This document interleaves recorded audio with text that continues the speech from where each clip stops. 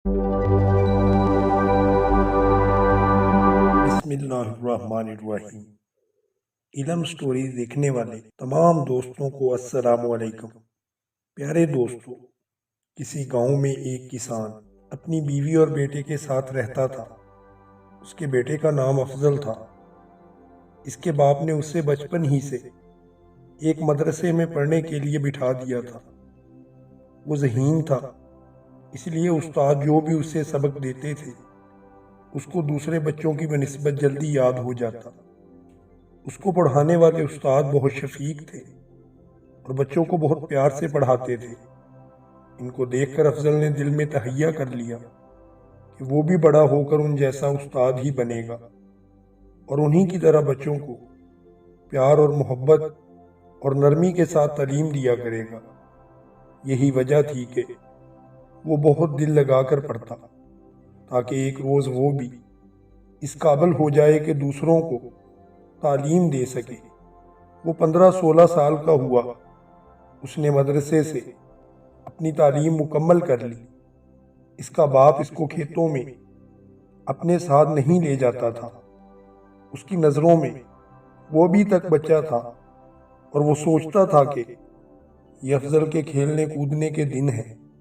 उसके बाप का ये ख्याल भी था कि जब उसकी शादी हो जाएगी तो वो खुद घर की जिम्मेदारियों को समझने लगेगा और बीवी बच्चों का खर्च उठाने के लिए कोई ना कोई काम करना शुरू कर देगा। 2-3 साल बाद उसके माँ बाप ने उसकी शादी बहुत ही अच्छी और खूबसूरत लड़की से कर दी। उसकी बीवी का नाम तानिया था और वो बहुत समझदार थी। शादी के बाद कुछ दिनों तक तो वो दोनों मियाँ बीवी रिश्तेदारों की दी हुई खूब दावतें उड़ाते रहे। जब शादी को चंद हफ्ते गुजर गए तो तानिया ने अफजल से कहा, अफजल, अब कल से तुम्हें भी काम पर जाना चाहिए। ये अच्छा नहीं लगता कि तुम्हारे अब्बा इतनी ज़्यादा उम्र में काम करें और हम सब मिलकर खाते रहें। शादी से पहले की बात और थी, अब लोग सुनेंगे तो बातें बनाएंगे कि अफजल इतना बड़ा हो गया है मगर कमाता नहीं, बूढ़े बाप को घर का बोझ उठाना पड़ता है। इसके बाद अफजल की समझ में अपनी बीवी की बात आ गई और उसने कहा कि ठीक है प्यारी तानिया, मैं कल से काम की तलाश में जाऊंगा। मुझे अपनी गलती का एहसास हो गया है। मुझे पहले ही से कोई काम करके अपने अब्बा का हाथ बटाना चाहिए था, मगर मैं क्या करूंगा। खेतों पर काम करना तो मुझे बिल्कुल भी पसंद नहीं है। मैं तो चाहता हूँ कि मेरा एक मदरसा हो और मैं बच्चों को अच्छी अच्छी बातों की तालीम दूँ। तालीम हासिल करने से ही एक इंसान अच्छा इंसान बन सकता है। तानिया ने कहा, तुम फिक्र मत करो, शहर में मेरे मामू रहते हैं। वो बादशाह सलामत के महल में माली हैं, तुम उनसे मिल सकते हो। वो बादशाह सलामत से कहकर तुम्हें किसी मदरसे में लगवा देंगे। अगले रोज़ तानिया ने उसे सुबह सवेरे बिस्तर से उठाकर बैठा दिया और ख़ुद जल्दी जल्दी सबके लिए नाश्ता तैयार करने लग गई। उसके बाद उसने अफजल के लिए सफ़र में साथ ले जाने के लिए खाना बनाया। अफजल की माँ और इसके बाप को जब ये पता चला कि वो तानिया के मामू के पास काम के सिलसिले में शहर जाने वाला है तो वो दोनों बहुत खुश हुए। तानिया के पास कुछ रकम भी मौजूद थी जो उसे शादी के मौका पर मिली थी। वो उसने अफजल के हवाले की और कहा कि वक़्त पड़ने पर वो उसे खर्च कर सके और किसी के आगे हाथ फैलाने की वो नौबत तक ना आए। सब तैयारियां मुकम्मल हो गई थी। अफजल सफ़र पर रवाना हो गया। शहर के रास्ते में एक जंगल पड़ता था। अभी वो जंगल से कुछ फासले पर ही था कि उसने एक झोंपड़ी देखी जिसके बाहर एक बूढ़ी औरत और उसका शौहर बैठे बातें कर रहे थे। बूढ़ी औरत कह रही थी कि आज हमारे पास खाने के लिए कुछ भी नहीं है, भूख ने बुरा हाल कर रखा है। अफजल ये सुनकर बहुत ही अफसुर्दा हुआ।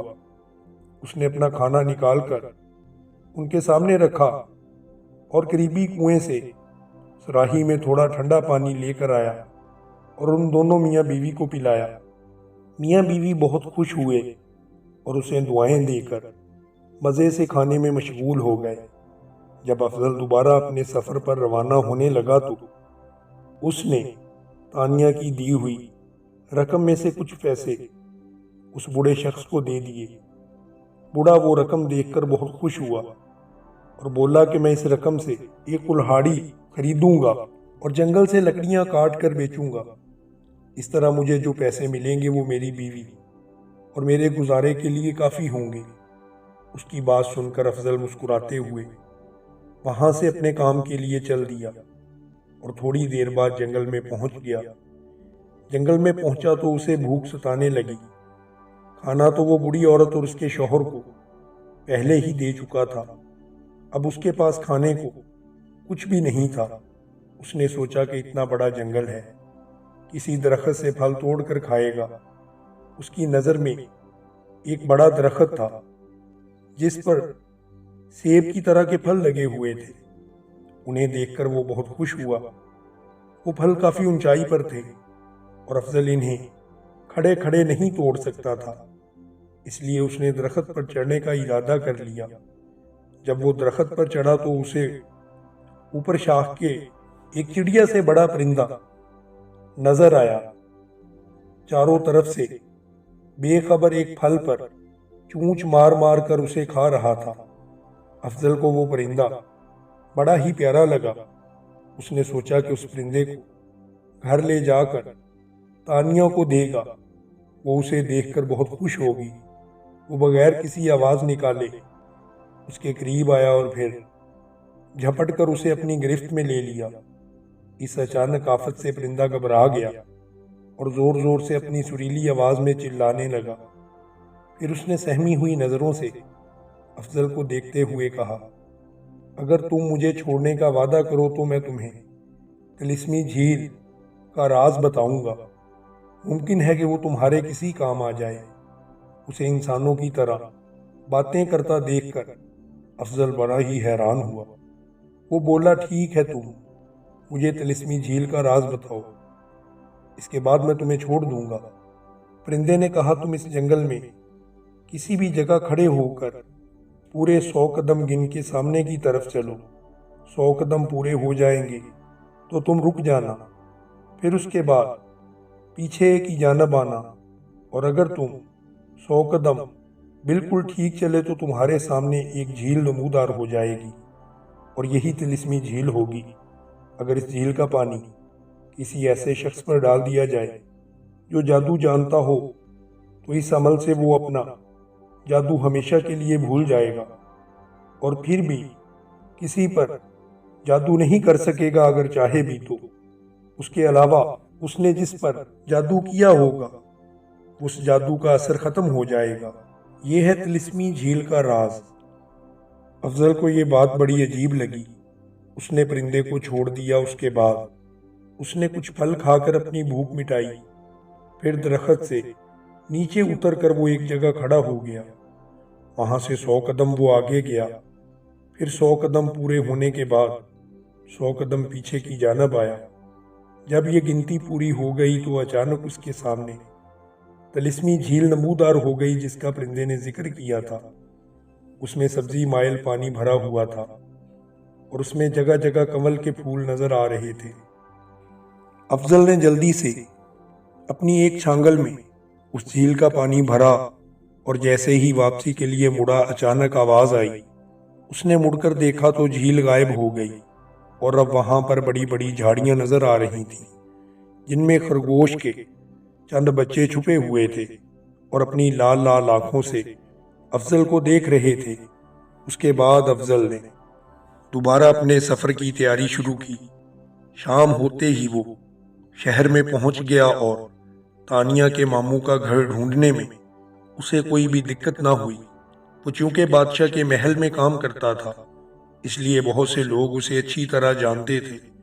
جب انہوں نے افضل کو اس کے گھر پہنچا دیا تو وہ اسے دیکھ کر بہت ہی خوش ہوا اور اس کی خوب خاطر مدارت کی۔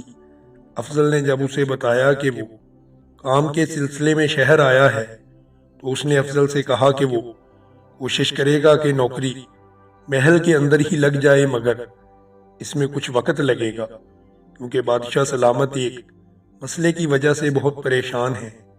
افضل کے پوچھنے پر اس نے بتایا 2-3 روز پہلے ایک نہایت بدصورت جادوگر بادشاہ سلامت کے پاس آیا تھا۔ اس نے بادشاہ سلامت سے کہا کہ وہ شہزادی کی شادی اس کے ساتھ کر دے۔ اس کی بات سن کر بادشاہ کو بہت غصہ آیا۔ اس نے سپاہیوں کو حکم دیا کہ اس کو گرفتار کر لیں، مگر وہ جادوگر بہت ہی مکار تھا۔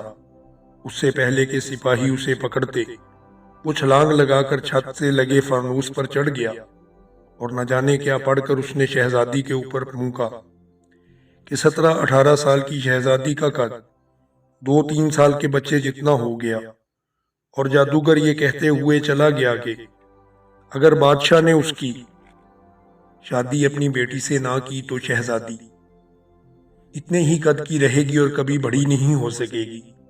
اس نے بادشاہ کو سوچنے کے لیے 3 روز دیے۔ کل اس کی مہلت کا آخری دن ہے۔ کل وہ جادوگر پھر آئے گا، پتہ نہیں کیا ہوتا ہے۔ یہ کہانی سن کر افضل سوچ میں ڈوب گیا۔ اس نے تانیہ کے ماموں سے کوئی بات نہیں کی۔ اگلے روز تانیہ کے ماموں اس کو لے کر محل میں چلے گئے اور خود باغیچے میں کام کرنے لگ گئے۔ محل آتے ہی چھانگل کے اندر بھرا ہوا پانی وہ اپنے ساتھ لے آیا تھا۔ اس میں طلسمی جھیل کا پانی تھا۔ محل میں موجود سب لوگ خاموش تھے اور سہمے سہمے دکھائی دے رہے تھے۔ وہ سب اپنے بادشاہ سے کیونکہ بہت محبت کرتے تھے، اس لیے وہ سب فکر مند تھے۔ بادشاہ بھی کیونکہ اپنی رعایا کا بہت خیال رکھتا تھا، انہیں یہ فکر ہو گئی تھی کہ نہ جانے آج وہ جادوگر کیا گل کھلائے گا۔ بادشاہ نے اپنے دربار میں سب درباریوں کے سامنے بیٹھا ہوا تھا۔ اسے اس ظالم جادوگر کا انتظار تھا۔ بادشاہ نے سوچ لیا تھا کہ وہ اسے بہت سی دولت دے کر اس بات پر راضی کرے گا کہ وہ شہزادی پر کیا ہوا جادو ختم کر دے اور اسے شادی کا خیال بھی اپنے دل سے نکال دے۔ اچانک محل میں کھلبلی سی مچ گئی۔ چاروں طرف سے شور مچ گیا کہ جادوگر آ گیا۔ یہ آوازیں سن کر افضل بھی محل کی طرف لپکا۔ وہاں پر موجود تمام لوگ جادوگر کو دیکھ رہے تھے، جو اب محل میں داخل ہو کر بڑے دربار میں بادشاہ کے سامنے حاضر ہو گیا تھا۔ افضل کو دربار کے دروازے پر کسی نے بالکل بھی نہیں روکا تھا، کیونکہ پہرے داروں کی نظریں بھی جادوگر پر لگی ہوئی تھیں۔ وہ بڑی آسانی سے دربار میں پہنچ کر ایک طرف کھڑا ہو گیا۔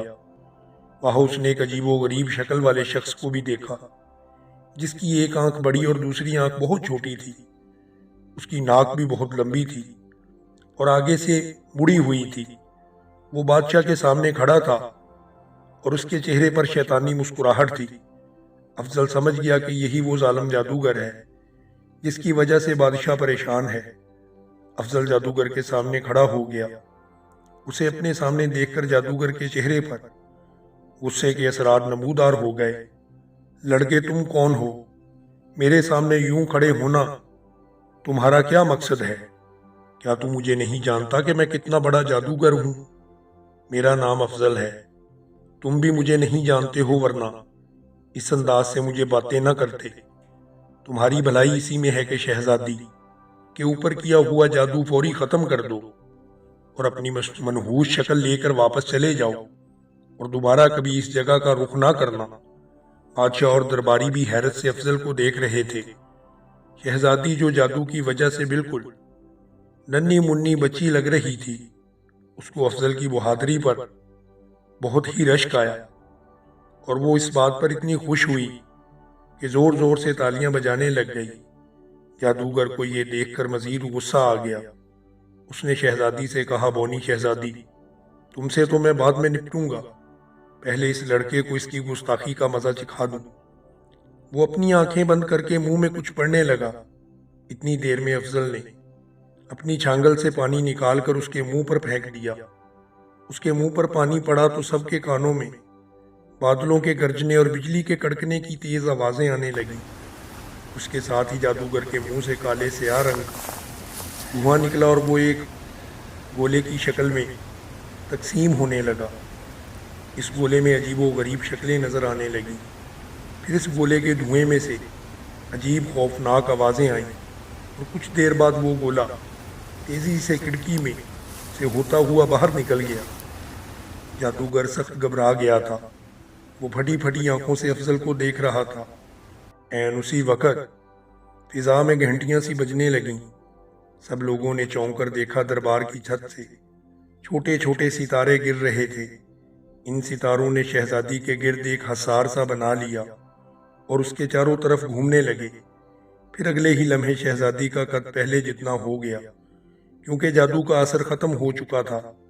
افضل نے جادوگر سے کہا، بدبخت، میں تم پر طلسمی جھیل کا پانی پھینک چکا ہوں۔